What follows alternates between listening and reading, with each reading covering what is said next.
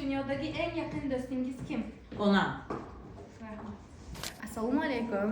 Mana hozir biz noyabr oyining 1-haftasi do'stlik haftasi bo'lganligi uchun maktabimizning o'qituvchilaridan do'stlik haqida savol-javob o'tkazamiz. Qani ketdik.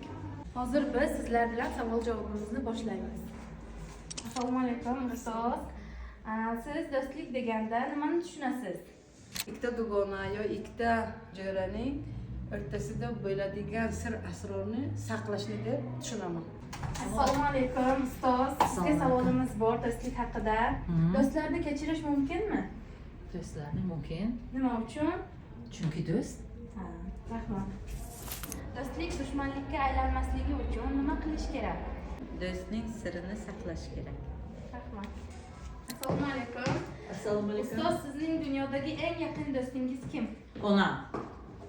Mana azizlar, bugun biz sizlar bilan do'stlik haqida savol-javoblarimizni o'qituvchilarimiz bilan o'tkazib oldik.